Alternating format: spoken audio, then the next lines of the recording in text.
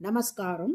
1000 நாமங்கள் 1000 கதைகள் 267வது திருநாமம் துர்தராய நமக. ராமாயணத்தின் உத்தரகாண்டத்தில் ராவணனின் முன்னோர்களான மால்யவான், மாலி, சுமாலி ஆகிய 3 அரக்கர்களின் சரித்திரம் இடம்பெற்றுள்ளது. அம்மூவரும் பெரும் அசுர கூட்டத்தை திரட்டிக்கொண்டு தேவர்களை தாக்க வந்தனர். அவர்களால் தாக்கப்பட்டு வலியில் துடித்த இந்திரனும் தேவர்களும் தங்களது குருவான பிரகஸ்பதியிடம் சென்றார்கள். இவர்களிடமிருந்து தங்களை காத்துக்கொள்ள வழி கூறுமாறு வேண்டினார்கள். அதற்கு பிரகஸ்பதி, தேவர்களே, உங்களை தாக்க வந்துள்ள மால்யவான், மாலி, சுமாலி ஆகிய 3 அரக்கர்களும் யார் தெரியுமா? சுகேசி என்ற அரக்கனின் மகன்கள். அந்த சுகேசி தனக்கு பற்பல அதிசய சக்திகள் மிக்க 3 மகன்கள் வேண்டும் என்று வேண்டி சிவபெருமான், பிரம்மா இருவரையும் குறித்து தவம் இருந்தான். அதை ஏற்று பிரம்மா, சிவன் இருவரும் தந்த வரன்களின் விளைவாக பிறந்தவர்கள்தான் மால்யவான், மாலி, சுமாலி ஆகிய 3வரும். எனவே இருபெரும் தேவர்களிடம் வரம் பெற்றவர்களாக இவர்களை வீழ்த்துவது மிகவும் கடினம் என்றார். அப்படியானால் நாங்கள் அனைவரும் இனி நிரந்தரமாக தேவலோகத்தை விட்டு வெளியேற வேண்டியது தானா என்று தேவர்கள் கேட்க, நீங்கள் திருமாலின் உதவியை நாடுங்கள். வெல்ல முடியாத எதிரிகளை கூட வெல்லும் ஆற்றல் அவருக்குத்தான் உண்டு என்று அறிவுறுத்தினார் பிரகஸ்பதி. தேவர்களும் திருப்பார்கடலுக்கு சென்று திருமாலின் திருவடிகளில் தஞ்சம் புகுந்தார்கள். தேவர்களை காப்பதாக திருமாலும் உறுதியளித்தார்.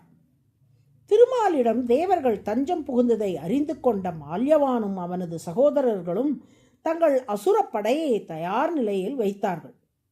அச்சேனையின் தளபதியாக மாலி நியமிக்கப்பட்டான். அவர்களுடன் போர் புரிய தயாரான திருமால் சங்கு சக்கரங்களோடும், நந்தகம் என்னும் வாளோடும், சாரங்கம் என்னும் வில்லோடும், கௌமோதகி என்னும் கதையோடும் கருட வாகனத்தில் அவர்களின் இருப்பிடத்தை அடைந்தார். திருமாலுக்கும் அரக்கர்களுக்கும் இடையே பெரும் போர் மூண்டது.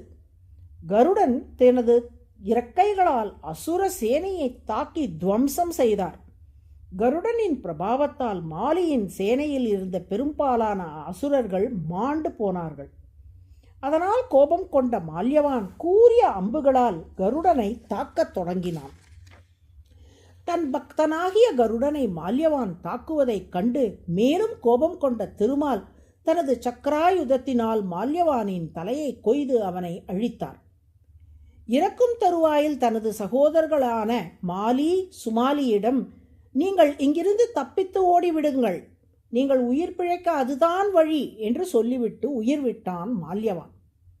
மாலியும் சுமாலியும் தங்கள் அண்ணனின் ஆலோசனைப்படி புறமுதுகிட்டு கொண்டு ஓடினார்கள்.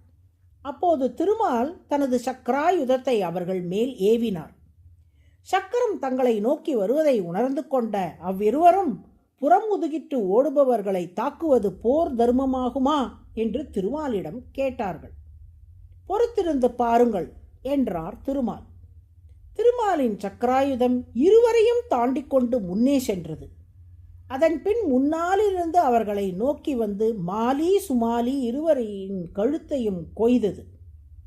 இப்போது இது போர் தர்மத்துக்கு உட்பட்டது தானே என்று சொல்லி புன்னகைத்த திருமாலின் முகத்தை பார்த்தபடி மாலி, சுமாலி இருவரும் மாண்டார்கள். சுமாலியின் மகளான கைகேசியின் மகன்தான் ராவணன் என்பது வரலாறு. ஆயுதங்களை கொண்டு போர் புரிந்த மால்யவானை தன் வலிமையாலும் தந்திரம் செய்ய எண்ணிய மாலி, சுமாலியை தன் சாத்துரியத்தாலும் வென்று காட்டிய திருமாலை தேவர்கள் போற்றினார்கள். இவ்வரலாற்றை என்று நடதூர் அம்மாள் பாடுகிறார். எத்தகைய எதிரிகளாக இருந்தாலும், அவர்கள் நேர் வழியில் போர் புரிந்தாலும் அல்லது தந்திரம் செய்பவர்களாக இருந்தாலும், அவர்களை வெல்லக்கூடிய வலிமையும் சாத்துரியமும் கொண்டவராக திருமால் திகழ்வதால் துர்தர என்று அவர் போற்றப்படுகிறார். தர என்றால் வீழ்த்துபவர் என்று பொருள். துர்தர என்றால் யாராலும் வீழ்த்த முடியாதவர், அதாவது அனைவரையும் வெல்பவர். அதுவே விஷ்ணு சஹஸ்ரநாமத்தின் 267வது திருநாமம். துர்தராய நமக என்று தினமும் சொல்லி வரும் அன்பர்களுக்கு வாழ்வில் வெற்றிகள் பல கிடைக்கும்படி திருமால் அருள் புரிவார். நாராயண நாராயண.